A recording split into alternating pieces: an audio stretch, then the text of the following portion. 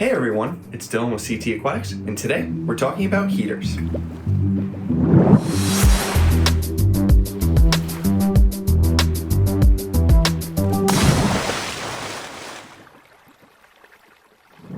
Now first, I want to apologize for the set. I originally filmed this video at our normal setting with a tank in the background, but unfortunately the footage was unusable, and now I have to do this on the fly. But don't worry, the content's going to be just the same. With that being said, let's move into our main topic of heaters. In a previous video, we talked about temperature and how it is essentially the metabolism of your reef tank. If you'd like to see that video, you can check it out here.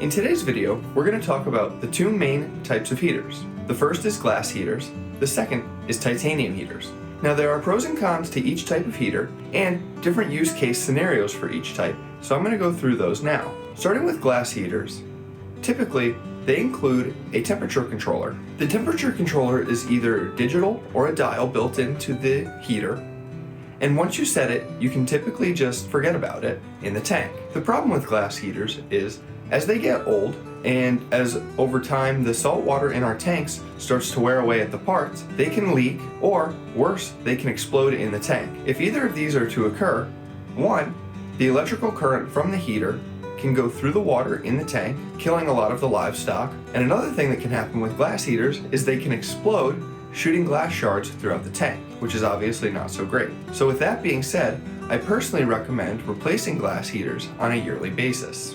Besides that though, glass heaters can be very reliable, as like I said, you can kind of just set the temperature on them and forget about it. They'll turn on when the temperature's too low, and they'll turn off when the temperature gets too high.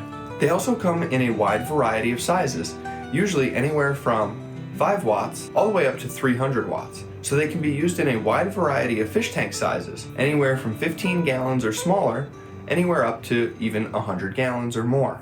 The other type of heater that I like to use is titanium heaters. Titanium heaters are nice as they are a more industrially built type of heater. Being that they are made of metal, there's no chance of them exploding and shooting glass shards throughout the tank, which eliminates that fear entirely. This only leaves the fear of the potential for electric shock, which is something that you need to worry about with both types of heaters. As over time, titanium heaters, the seals can wear out on them and water can get inside and cause the same issue. One way to help counteract this in your reef tank, and it's something that I recommend everybody puts on every single fish tank, is a grounding probe. A grounding probe is simply a probe that you place in the water, and if there are any stray electrical currents going through the water, they will immediately go to the grounding probe rather than going through all of the livestock in your tank, potentially killing it. Going back to the titanium heaters, I think these are much better suited for larger aquariums, as typically they do not have a built-in temperature controller, and you'll need to use your own external controller. They also come in wattages up to 1200 watts, making them much better suited for large aquariums. Titanium heaters work great if you already have a system such as a Neptune Apex or a Hydros, as these have temperature probes and you can use them as a controller to turn on and off the heater as needed. You can get a much tighter temperature swing down to less than half a degree using something like a titanium heater and a controller, versus something like a glass heater, which may have a 2 to 3 degree temperature swing.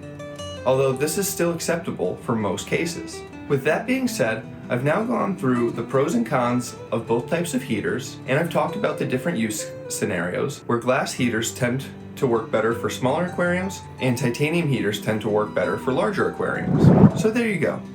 I hope you enjoyed what you saw in today's video, and remember, please like, subscribe, and ring the bell for notifications to join us on our journey through the sea. Or drop a comment below and let us know what you thought of the video. Thanks for watching.